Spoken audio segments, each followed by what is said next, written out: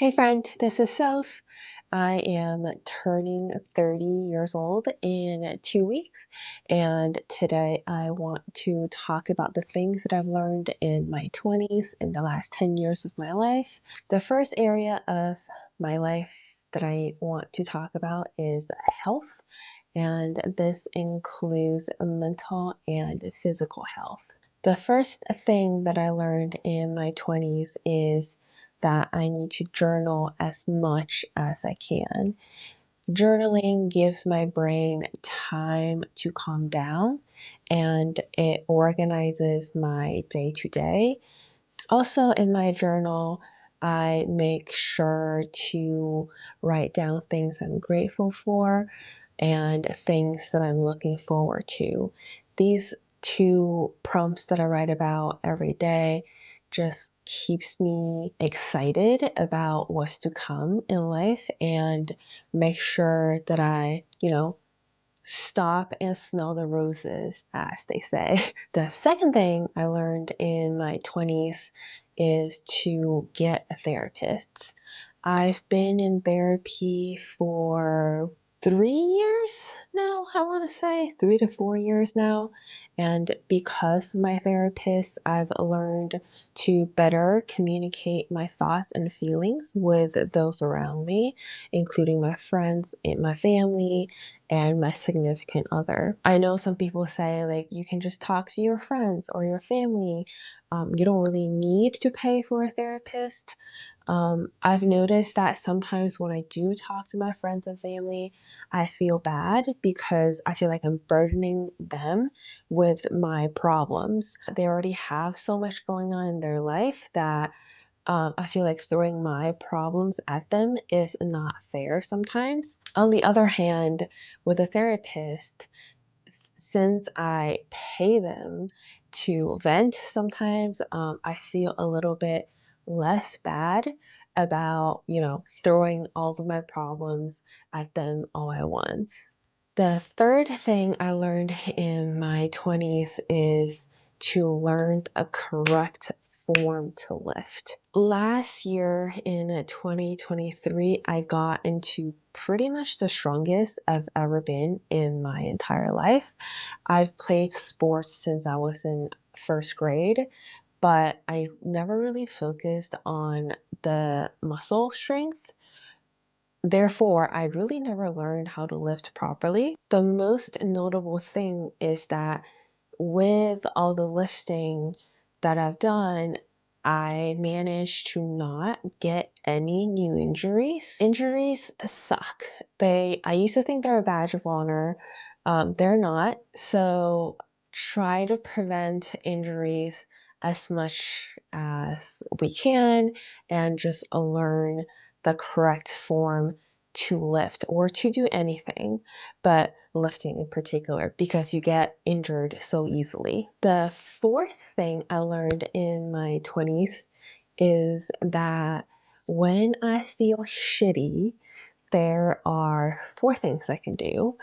That's reading, exercising, meditating, or just go outside. Sometimes we may not feel like it, but you just gotta do it. We're gonna feel instantly better after we do any of those four things. The last thing I learned in the health area of my life in my 20s is to learn to block the noises. There are so many noises surrounding us constantly. That includes social media, that includes TV, and that includes people. Sometimes those noises can become too much and stress us out. We need to learn to block them out by either leaving your phone in the other room for a couple of hours and not get on social media, or turn off the TV and read a book. The next area I want to talk about is the area of work. And the first learning here is to go volunteer somewhere. It doesn't matter where, just a place where you feel like you're contributing to something that you're one interested in, Two is of a greater cause. I started volunteering at California Academy of Sciences in 2023, and I'm so thankful that I started volunteering for a couple of reasons. One is because I learned a lot through volunteering there for free. I didn't have to pay anything to learn those things.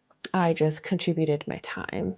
Two, volunteering made me feel like I was part of something awesome, and that just made me feel great. And the third reason is that because I volunteer at Academy of Sciences, I get to go there for free, and I get to go look at butterflies and other cool animals and penguins with, felt hearts during Valentine's Day, and it's just great. Go volunteer somewhere, you will not regret it. The second thing I learned here is that things that you have to do or conversations you have to have with someone is always harder in your mind. When you start doing it, you will realize that it's not nearly as hard. So the most difficult part is just to get started. Get yourself started and you can do anything. The third thing I learned in the area of work is that everyone is confused as to what they want to be when they grow up. I used to think that, once you hit the magic number of 23, 24, 25 years old, then all of a sudden you know what your mission in life is and you just have to go do the thing. In my last 8 years of working, I've noticed that I've talked to a lot of people at work and they don't know what they want to do either. And people change career all the time. And it's okay if you don't know what you want to do when you grow up. Just try to figure it out as you go. The next thing I learned in the area of work is to find a mentor so that you can leverage their wisdoms and their lessons learned in their younger years and apply it to your life to make it a little bit better. The last thing I learned in the area of work is to not overthink it. Don't overthink it. Just do it. The third area of life I want to talk about is the area of play. And this includes anything that I do for fun and not for merit. The first thing I learned is that you don't need that thing that the internet is telling you to buy. When I was in my early 20s, I was such a sucker for these internet ads or social media posts talking about this magic thing that's gonna solve your one problem. Like, for example, buy this conditioner and your shitty hair is gonna look amazing all of a sudden. And the results are almost never as amazing as they claim. My opinion is that in reality, you don't need all the things. You just need a couple of essential items that never really go out of style. That includes consumables like shampoo, conditioner, that includes your outfits, and that includes your home decor items. The second thing I learned is to keep notes on the books you've read. I know this can be a hassle, you need to take time after you finish the book to write things down and whatnot, but it's so helpful because when you're reading the book, you're learning all these new things and you can retain it in your mind for maybe a week, 2 weeks max, and then you just kind of forget all about it. And maybe a year or 2 years down the road, you're like, oh, I read that amazing book about, productivity. There was this one thing that I should do. I forget what it was. And then if you don't have notes for it, then you have to flip through the book to figure out which portion of the book this little segment you are looking for is located. And that just takes a lot of time that you didn't need to take. And I've also noticed that keeping notes on books you read is like collecting badges. in a game, because you can look back to say, oh, I read like 17 books this year, and here are the books that I really loved, and here are the books that I hated. And the sense of accomplishment from looking at that list of notes you've made is just enormous. The third thing I learned is to go play a rec team sport. After I graduated undergrad, I moved to a new city with no friends. And I felt really lonely because everybody I worked with was in their 30s or 40s, and there was just no avenue for me to meet new people. And then I joined a local volleyball league. Through that league, I had more opportunities to meet people, talk to people, and I became friends with a lot of these people. And we would like go out and get drinks, and it was like really fun time of my life. It all came from playing sports with these people. So if you ever feel lonely, just go play a rec team sport. Like you don't have to be good at it. A lot of people weren't good in my sports league, but that doesn't stop you from being friends with them. The next thing I learned is to get some plants or some flowers. They can be real if you can keep them alive, or they can be fake if you can't keep them alive. There is something about having greeneries in your apartment or your house that just keeps it, one, looking a lot better, and two, makes you feel better and more energized too. Sometimes I'll go to Trader Joe's and buy like $3.99 bouquets of flowers, and just having them by my sink when I wash my hands every day just makes me so happy. If you can buy happiness with $3.99, then why not? The last thing I learned is to use command strips. I discovered command strips through an article that Taylor Swift published in Elle, and ever since, it's changed my life. I used to not have any wall hangings in my apartment. I would use like clear tape to put posters up, but I wouldn't have anything with frames because it's so heavy for a clear tape. If you're renting, you know that you can't make holes in your walls or else you're going to get fined. So command strips come to rescue for that.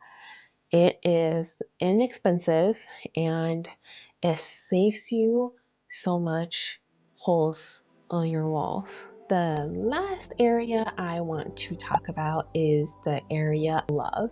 And the first thing I learned is that your relationship with someone else, it always doesn't work until it does. I used to feel so defeated when things don't work out when I thought it would.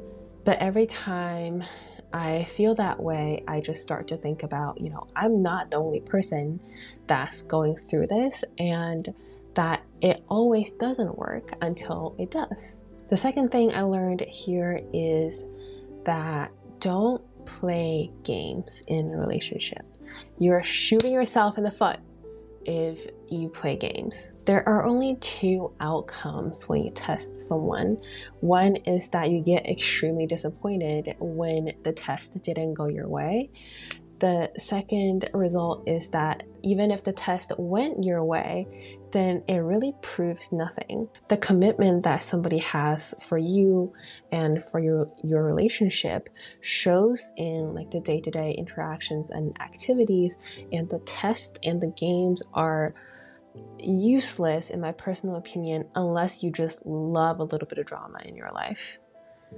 I don't, so I don't recommend either of those. The third thing I learned is that sometimes you and your friends grow apart.